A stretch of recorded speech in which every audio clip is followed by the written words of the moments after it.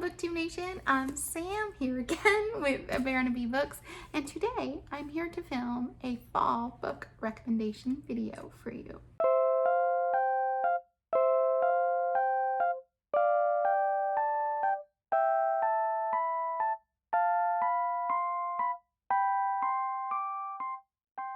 So these are books that make me feel fall. Of course, like many readers, fall is my favorite season. Now, I live in Florida, which we very rarely get a fall, which is kind of sad, but fingers crossed, I'm hopeful. And I tried to make it kind of fall in my house. I put up some leafy decorations and some pumpkin things, and I try to get a couple pumpkins for outside, and then I try and light fall candles and put some like fall screensavers on the TV. So I do my best to bring the fall inside. So yeah, so I was thinking about what I wanted to film, and I've had a couple different ideas floating around, but I've been really into fall, and I think the first day of fall is soon. I think it's like September 22nd, and today I'm filming this is the 16th, so it's coming. And I'm really excited. I've been already watching Halloween movies with my daughter, and my husband's been telling me that it's not fall yet, but I don't care. It's fall in here. So anyway, I have 5 books for you and then one like short story bonus. The Canterville Ghost by Oscar Wilde, and this is a short story, like I said, and I know I've studied this before, but I just recently reread it, and it's just that eerie. It's like this little bit of eeriness, like just a little bit to start getting you in the mood. And it is about a ghost and an old English house, and it has all the things that I love, and I love his writing. And yeah, I think if you are trying to transition into the fall season, I think that that would be a great short story to pick up. Okay, where to start next? Okay, let's do this one. So this I read for one of our previous fairy tale-a-thons. There's one coming up on the 20th of September. You should join us. I'll link some information down below.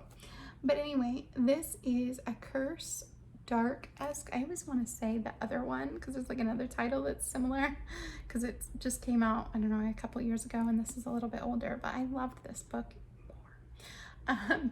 This is A Curse Dark as Gold by Elizabeth C. Bunce, and this is a loose fairy tale retelling about Rumpelstiltskin. And it takes place in like this old mill, and about these girls who inherit it.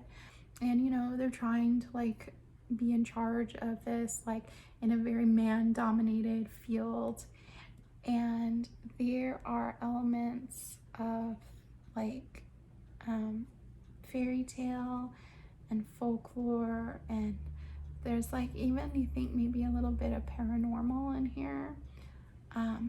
I don't want to give away too much, but the main character in this book is really lovely, and it's all about her trying to save like the family property. And I felt like the setting and the atmosphere in this book was a character of itself, and I love that. So if you enjoy a good setting or a lot of atmosphere and you like fairy tale retellings, I would give this one a try. Okay, next, this time of year, who doesn't love a classic? I do. And I read this one earlier this year. This is Sense and Sensibility, and this is shot up very high in my favorite books of all time. So you can tell how much I like it. This one, I've read most of Austen. I haven't quite finished her yet, but this one is more like family oriented. There is beautiful romance in here, and one that kind of actually reminds me of my own. Maybe that's why I love it so much. There's a lot of love in here between the two sisters, and it's really beautiful. So we're having a Florida rain shower, and so the lighting may be a little wonky in this video. I'm sorry, I keep getting like sun and then rain, and it's very strange weather here. Like it'll rain for like 10 seconds and then stop, and it could be raining here and not across the street. So just bear with me. But anyway, so this is about these two sisters, and they have to get relocated in the beginning of the book, and they move to a distant relation of their mother's family cottage, and they kind of restart their life. And it's about them finding love, but it's also about love for each other and for their mother. And I really appreciated the bonds of family in this. Family is very important to me, and I really love the way that in this Austen, it's not only about a romantic love, but also about love between sisters and love between their mother, and even it shows beautiful examples of love between extended family. And yeah, I found it really beautiful, and it made me all warm and cozy. And if you're looking for a classic to pick up in fall, if you haven't read Sense and Sensibility, I would definitely recommend it. Okay, now this one has been very popular on BookTube, and I just read it this past year. I did a buddy read with my mom. Hi, Mom. And this is The Miniaturist by Jessie Burton. I really enjoyed this. This is basically a tale of, it's another tale of a woman who needs to get married to kind of better her family circumstances. But things get a little weird in this one. She goes to live in the home of her husband, and he gifts her with this dollhouse, and strange things start to happen. And while that's happening, you're also seeing a lot of development and social issues, and yeah, it's really interesting to see her interactions with her husband, and to see how the stories of the servants develop as well. There's a lot of really interesting things in this, a lot of different themes that are discussed. It's set in the late 1600s in Amsterdam, which is not, I don't think at least, a setting or a place that, or a time that we see a lot from. I don't think I've ever read anything else that was set in the 1600s in Amsterdam. So yeah, I really enjoyed this, and I would highly recommend it for a fall cozy historical read. Next is Daphne du Maurier, and this is Jamaica Inn, and I recently just finished this. This was also a buddy read with my mom. Hi, Mom. I guess we read fall style books. But yeah, I really loved this. If you love atmosphere and you haven't read Daphne du Maurier yet, stop and go do that. This is the this is her third novel that I've read, and I loved this, and I think this one in particular would be really excellent for fall. It's set mostly in Jamaica Inn, and I feel like that inn just exudes like that, not like the warm cozy fall, but like the creepy, sinister, what's in the dark kind of fall. Now if you're like me and you get scared easily, don't worry, this isn't horror, but it's definitely got that like kind of getting under your skin feeling, and you want to know what's going to happen, but you're kind of scared to find out. But yeah, this is lovely. So basically, again, a young woman has kind of a change of situation, and she needs to move to go live with her aunt. And while living there in her aunt's inn, really awful stuff starts to happen, and she starts to witness these things, and a web of intrigue is kind of formed, and you know, you don't know who the good guy or the bad guy is. I did figure it out before the end, but it is fun to keep guessing.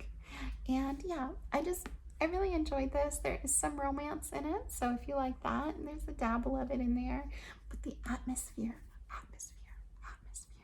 I really liked. This was one of those books that I was reading that when I closed it, I felt like I had been somewhere. So if you're looking for that, I would really recommend this.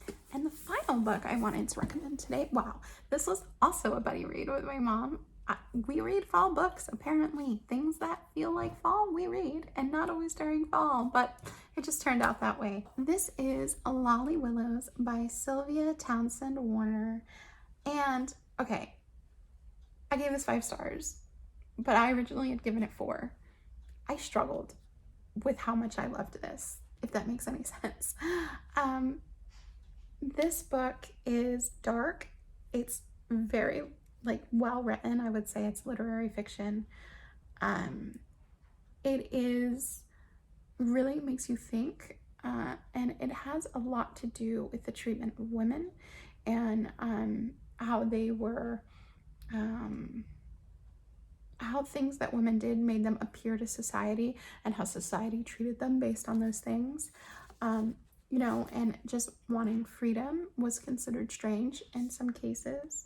But yeah, so this is also, apparently I like this trope. This is also about a woman who has a change of circumstances and has to move. And she goes and she lives this other life, and then she decides she's not happy. So she changes and she goes and does her own thing. And there is some dabblings of witchcraft in here, but really there's a lot of symbolism, and you see how witchcraft is used very symbolically to represent the, you know, women's independence. And yeah, it's I don't want to give too much away because it's a very slight book. But if any of that sounds interesting to you, I really would highly recommend this. It's a modern classic, so also if you like modern classics and you're looking for kind of a darker, witchy, feminist book, I would give this a try. So those are, I'm losing my lighting again, I'm so sorry. Those are all the recommendations I have for my fall recommended reads. I think previously I had done like a spooky book recommendations, so I'll link that down below if you would rather more spooky instead of more fall feelings. I don't know exactly how to define that, but you know what I mean, right? Like spooky, fall, different sometimes. I hope that everyone's taking care of themselves, and I hope that everyone's looking forward to fall like I am. If you are, let me know down below, like, what are you doing to prepare for fall? But yeah, I'm just really excited to get into some amazing books this season and to put up my decorations and to get some pumpkins. So lots of exciting things to come. Yeah, so let's try and keep our chins up, and there's hope for better things. So anyway, thanks for being here with me today. Farewell for now. Bye-bye.